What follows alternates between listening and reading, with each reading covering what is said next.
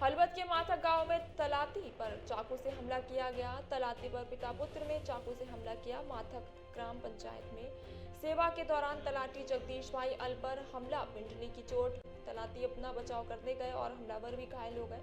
अवैध कागजात पर हस्ताक्षर करने से इनकार करने पर तलाती पर हमला। हलवद तालुका के सभी तलाती एकत्र हुए, तालुका विकास अधिकारी को दिया आवेदन पत्र।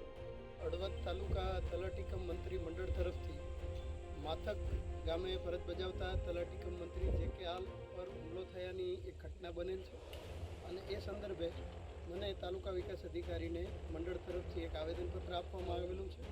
મંડળની માંગણી છે કે જે દોષિતો છે તેમની સામે કડક હાથે કાર્યવાહી થાય અને તલાટી નિર્ભય થઈને નિષ્પક્ષ રીતે સત્યના પક્ષમાં પોતાની ફરજ તટસ્થ રીતે ગામે જઈ અને બજાવી શકે એ માટેનું વાતાવરણ નિર્માણ થાય।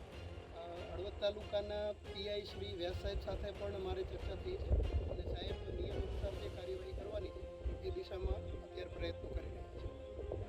મથક ગામના તલાટીશ્રી તરીકે ફરજ બજાવતા અમારા જગદીશભાઈની સાથે જે ઘટના બની છે એ ખૂબ નિંદનીય છે અને આમની સામે કડક હાથે જે આરોપીઓ છે એમની સામે કાર્યવાહી થાય એવી અમારી તલાટી મંડળની માંગણી છે। જો અમારા જિલ્લા મંડળ સાથે થયેલ ચર્ચા મુજબ જો કાયદેસરની કાર્યવાહી કરવામાં નહીં આવે તો અમે અમારી આગળની રણનીતિ મુજબ કાલથી અમે અમારા કાર્યક્રમ આગળ લડત અમે ચાલુ રાખીશું। બનાવ પાછળ કારણ તો બીજી વિશેષ કંઈ નથી, ફક્ત જે અરજદાર છે એને પોતે કંઈક કામથી ગેરકાયદેસર વાડો ખાતે કરવા બાબતે અમારા તલાટીશ્રી પાસે આવેલ હતા અને તેઓને નિયમ મુજબ ના હોય એમને જણાવેલ કે તમે ડોક્યુમેન્ટને જે કંઈ છે એમને પૂરા પાડો તો અમે થતી જે ઘટતી કાર્યવાહી કરશું। તો એને ઉશ્કેરાઈ જાય અને પોતે એમને છરી વડે એમની ઉપર હુમલો કરેલો હતો। બે પિતા પુત્ર બંને સાથે હતા, તેઓએ એમને છરી વડે એમની ઉપર હુમલો કરી અને આ ઘટના સમગ્ર બનવા પામી।